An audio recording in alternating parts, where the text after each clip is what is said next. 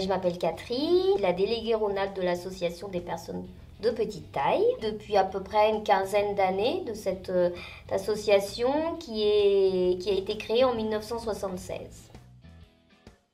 C'était en 2016-2017, j'ai connu deux personnes en même temps. C'était Monsieur Plantier-Royon et Rui Pereira. Ils m'ont parlé du FESDIF. Ce projet m'a beaucoup plu. Pour moi, on est tous différents, que ce soit au niveau de la culture, la couleur de la peau, la taille, la forme, enfin voilà, tout ce qui nous représente. J'aimerais pas être dans un monde où on serait tous pareils.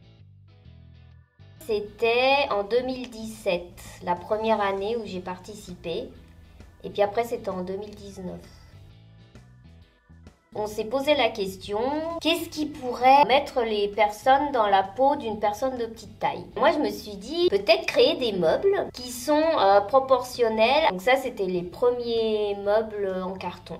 Et donc, c'est ça qui a été exposé. On avait fait comme une mise en scène, comme si on entrait dans un appartement. Les gens pouvaient s'asseoir pour tester. Voilà, rentrer un petit peu dans le monde des personnes de petite taille. C'est avant d'aller dans le parc, on a fait comme une procession dans la rue, mais ça ressemblait un peu à un carnaval tellement que c'était joyeux.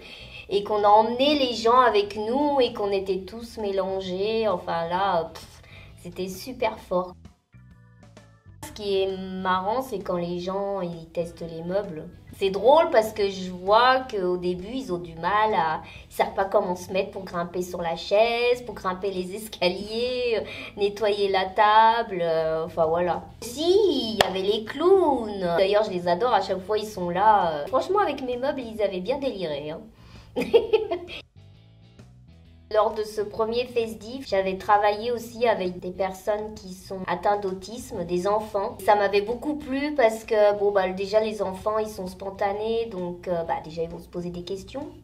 Pourquoi t'es toute petite, t'es une maman, enfin voilà, mais je trouve que c'est bien. Les gens ils devraient poser les questions. Et donc j'avais surtout sympathisé avec un garçon autiste, enfin atteint d'autisme et avec qui je lui avais expliqué, écoute, je suis petite, je suis comme toi, mais petite.